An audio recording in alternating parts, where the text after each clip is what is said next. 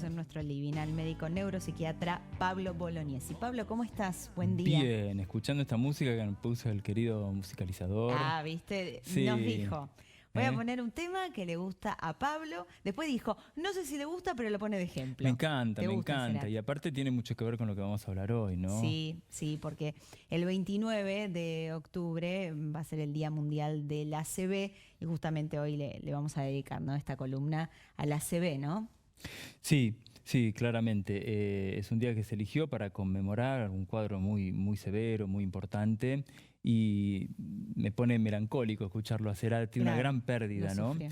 Yo traje una placa para empezar a hablar del ACV, acerca de qué tipo de personas pueden padecerlo, ¿no? Mira. Vos fíjate que yo elegí ahí algunos. Yo no manejo mucho la tecnología, esto era parte de una presentación que yo hice en una conferencia donde estas imágenes se iban superponiendo, pero bueno, Sí. ahí podemos ver, está Richard Nixon, el querido Gustavo Cerati, tenemos a Carlín Calvo, abajo se lo ve a Stalin, Johann Sebastian Bach por allá atrás, Sí. Gary Coleman, ¿te acordás de Blanco y Negro? Sí. Bueno, son todas personas muy conocidas que padecieron en algún momento una ACV a lo largo de la historia. Y la idea es un poco decir esto, ¿no? El ACV no elige, ¿no? El ACV no elige, Claro. no respeta sexo, no respeta edad. Hay casos de ACV en ancianos, en gente joven, hay casos de ACV en bebés recién nacidos, en neonatos. Las causas son diferentes, pero ¿En pueden... recién nacidos Sí, sí, sí, ACV? puede ocurrir, puede ocurrir. Ah, eso no No sabía. respeta posición, qué sé yo, el Económica ni nada, trabajo, la ocupación, el nivel cultural, no respeta fama, no respeta dinero. No. Claramente, a nivel mundial, vos sabés que hay 17 millones de casos por año en el mundo. En Argentina se calcula que hay un caso cada 4 minutos. O sea, tiene una prevalencia importante, pero es segunda causa de muerte en el mundo detrás de las enfermedades coronarias, del infarto. Fíjate, siempre la unión corazón-cerebro, Sí. ¿no? Y es la primer causa de discapacidad. Si vos te pones a pensar, probablemente sumando todos los tipos de cáncer que existen, hay muchísimos más casos por año en el mundo de cáncer que de ACV. Sin embargo, la letalidad y el impacto que tiene en la vida es altísimo. De todas las personas que sufren un ACV, Marisol, 1/3 muere al instante, en unos minutos, en unas horas, en unos días, o como el caso de Cerati, muy famoso, en unos años, estuvo 4 años con un gran, con un nivel de deterioro de la conciencia muy severo y finalmente falleció. Y de los que sobreviven, 90% queda con algún tipo de discapacidad, con algún tipo de secuela. Bien. De esos, la mitad requiere asistencia para poder funcionar en la vida diaria, para ir al baño, ya sea porque o no ven, o no pueden moverse, o no pueden hablar, o no pueden comprender el lenguaje, o quedaron con un deterioro cognitivo, con una demencia. Por eso es que es exactamente la primer causa de discapacidad a nivel mundial. ¿Y se puede tener una ACV y que no quede ninguna secuela? Sí, sí, claro. Puede ocurrir Existe. que no haya secuelas, puede ser que haya una rehabilitación importante, y también ocurren unos episodios que se llaman accidentes isquémicos transitorios, AIT, que son síntomas similares, pero que remiten solos en el transcurso de las primeras 24 horas. Igual hay que estar muy atento porque es un aviso, ¿no? Pero sí, sí, puede ocurrir. Lo que pasa es que, bueno, fíjate que 9 de cada 10 quedan con secuelas, o sea que el porcentaje de impacto es altísimo. ¿Y qué es una ACV? Una ACV es un cuadro neurológico grave, urgente, que requiere asistencia médica muy rápida.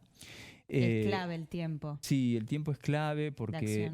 Sí, sí, y ahora vamos a ver por qué en un ratito, hablando de los tiempos que tienen las neuronas y las respuestas que tienen las neuronas ante los ACV. ¿Y qué ocurre cuando un sector importante del cerebro deja de recibir bruscamente sangre? O sea, hay un sector del cerebro que de golpe, así de un momento al otro, deja de recibir sangre. Estamos hablando de sectores importantes, ¿sí? No de arterias pequeñitas que a veces producen esas microisquemias, que cuando la gente se hace la resonancia dice microinfarto, microisquemia y se asustan. Son importantes, pero no es lo mismo. Bien, acá tenemos otra placa que yo traje que habla un poquito de por qué puede ocurrir esa interrupción brusca en el flujo sanguíneo. Bueno, puede ser o bien lo que estamos viendo a la derecha, porque una arteria se tapa, ¿sí? Entonces se tapa con un coágulo, que generalmente ese coágulo, ese pedazo de un coágulo, de un trombo, se desprende de otro sector corporal, de las arterias del cuello, de las válvulas cardíacas y termina enclavándose, tapando una arteria grande cerebral. Fíjate que es una arteria bien grande, y hay todo un sector del cerebro que a partir de eso deja de recibir sangre. Si deja de recibir sangre, deja de recibir oxígeno, deja de recibir nutrientes como la glucosa. El cerebro es hiperdependiente de la glucosa, no se alimenta de otra cosa. Esto se llama ACV isquémico, ahí lo vemos en inglés, ischemic stroke, y es el más frecuente de los ACV, 85% de los casos. El otro motivo es que una arteria se rompa y comience a sangrar. Claramente, que es la imagen que vemos a la izquierda, esa sangre no es aprovechable por las neuronas. Eso se llama ACV hemorrágico. Esa sangre comienza a comprimir tejido nervioso y produce más daño todavía. Y esto es un 15% de los casos. ¿Cuál es la consecuencia de que este sector cerebral deje de recibir sangre así de forma brusca? La aparición brusca de síntomas neurológicos. Síntomas neurológicos que llamamos síntomas de déficit, porque se pierden funciones. ¿Por qué se pierden funciones? Porque rápidamente comienzan a morir neuronas, que es lo que decíamos recién. ¿Cuánto tiempo pasa entre que comienza el accidente cerebrovascular y comienzan a morir neuronas? Entre 20 y 30 segundos. Es muy rápida. Demasiado. Demasiado rápido. ¿Y sabes cuántas neuronas se calcula? Se calcula no, está estudiado en estudios hiperinteresantes. ¿Cuántas neuronas se pierden por minuto en un accidente cerebrovascular? ¿Cuántas? 2 millones. Entonces 10 minutos, que es un tiempo que si en 10 minutos tomás la decisión de qué hacer, me estará pasando algo, le estará pasando algo. Pueden ser, o sea, que a la persona le cueste hablar, le cueste mover. ¿Qué puede suceder? Bueno, para que uno preste atención o las personas que están con ella presten atención y digan algo está mal acá. A veces puede pasar que lo sufra uno y uno pueda darse cuenta y otras veces no. Por eso. Entonces tenemos que estar atentos. Y nos puede pasar con conocidos, con familiares, con alguien en la cola de un banco, o sea, en cualquier lado, ¿no? Caminar por la calle y ves que alguien se siente mal. Hay 5 síntomas que tenemos que conocer que son los más importantes. Siempre son súbitos, porque es esto así muy rápido. Yo te digo, primero la pérdida de fuerza o de movimiento o de sensibilidad de una parte del cuerpo. Generalmente siempre, ¿no? Es hemilateral. Es una mitad, o una mano, un brazo, una pierna, media cara. ¿Derecha-izquierda? Derecha-izquierda nos dirá el sector cerebral que está afectado cuando evaluamos al paciente. No sé si es un mito, pero en realidad siempre se dice, presta atención si se te duerme el brazo, por el lado infarto. izquierdo. Por el infarto. Por el infarto cardíaco, sí, que el dolor irradia al miembro superior izquierdo. Pero en ACV puede ser de cualquier lado. Indistinto, y es una pérdida de fuerza importante. Yo tengo un vaso en la mano, se me cae, lo quiero agarrar, no puedo mover el brazo, tengo un poco menos de fuerza hace 2 meses, no es eso, ¿no? Un movimiento normal, de golpe no puedo mover, no tengo sensibilidad. Segundo síntoma, pérdida súbita de la capacidad de hablar o de comprender el lenguaje. Esa persona comienza a no poder articular o a decir cosas que no tienen sentido, no incoherencias como un delirio, sino a palabras que no tienen conexión entre ellas, o a no entender lo que le estás diciendo, o si te pasa a vos, empezás a sentir como que yo de golpe te estoy hablando en chino y ¿qué está pasando acá? ¿No es cierto? Tercer síntoma, pérdida súbita de la visión, de un ojo, puede ser de ambos, como si se te taparan un ojo y queda en negro. Cuarto síntoma, una alteración súbita de pérdida del equilibrio, de la capacidad de coordinar, la persona empieza a irse de lado, no puede coordinar movimientos. Y el quinto síntoma, un dolor de cabeza muy intenso que comienza bruscamente. Personas que sufren migrañas, están acostumbradas a tener dolores de cabeza intensos y que han padecido una ACV, te dicen, nunca sentí un dolor como eso.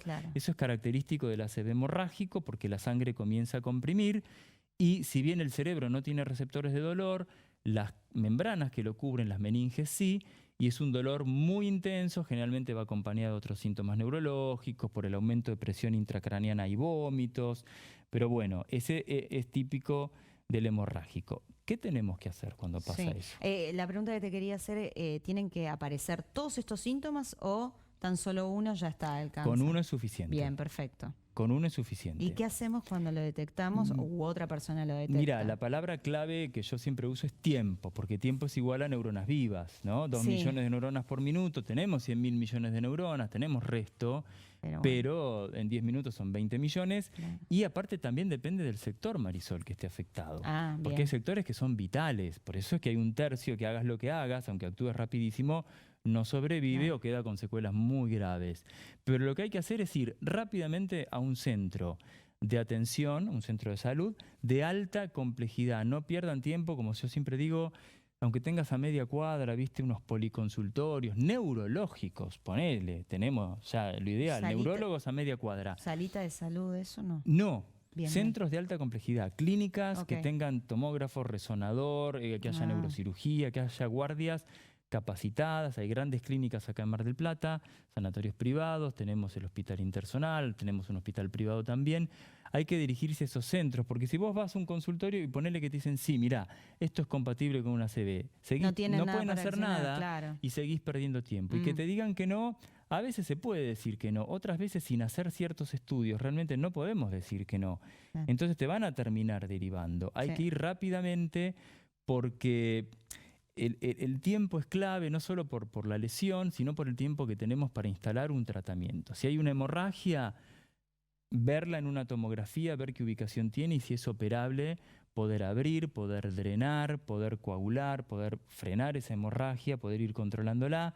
Y si es isquémico, que es lo más frecuente que pueda ocurrir, tenemos una ventana terapéutica de 3 horas, máximo 4 horas, 4 horas y media, para, si el paciente cumple con ciertas condiciones, instaurar un tratamiento que disuelve ese coágulo, un tratamiento que se llama trombolítico. Lítico viene de lisis, lisis es romper, se rompe ese coágulo y entonces esto disminuye la mortalidad y sobre todo disminuye las secuelas. La buena noticia, para quedarnos con esto del Día Mundial de la ACV, dentro de todo este panorama espantoso que acabo de dar, es que a diferencia de otras enfermedades, la mayor parte de los accidentes cerebrovasculares, no todos, pero la mayoría pueden prevenirse. ¿Cómo? Cuidando al cerebro. ¿Cómo cuidamos al cerebro? Igual que cuidamos a nuestro corazón. Lo que es bueno para el corazón es bueno para el cerebro. Digo siempre, los factores de riesgo cardiovasculares. Fíjate que es una patología vascular, o sea que un factor de riesgo cardiovascular que todos los conocemos: hipertensión, tabaquismo, diabetes, aumento de colesterol, sobrepeso, sedentarismo, estrés, consumo de drogas, vasoconstrictoras como la cocaína, consumo de sustancias, y no hacerse ciertos chequeos si hay antecedentes familiares, varios de ACV, sobre todo ACV hemorrágicos. Nos puede estar hablando de antecedentes de aneurismas que se pueden romper en cualquier momento, no hay edad, por eso te decía, y de repente esto con una angioresonancia donde vos ves las arterias del cerebro, podés detectar que hay un aneurisma que está en riesgo de romperse y hacer un tratamiento, ¿sí? Poner un stent, hacer una coagulación, y le eliminás el riesgo de que ese evento ocurra o no ocurra nunca, no lo sabemos. Pero está ahí como latente, ¿no? La amenaza. Supuesto. O sea que se pueden prevenir la mayoría de los accidentes cerebrovasculares, así que estar atentos. A tener mejores hábitos. Sobre todo. Tal cual. Pablo, muchísimas gracias, súper interesante. Gracias. Pero bueno, a vos. Con esto nos quedamos un poco más tranquilos. Entonces, bueno, me alegro. Y a cuidarnos un poco más. Muchas gracias. A ustedes. Estuvimos hablando con el médico neuropsiquiatra Pablo Bolognesi acerca del ACV.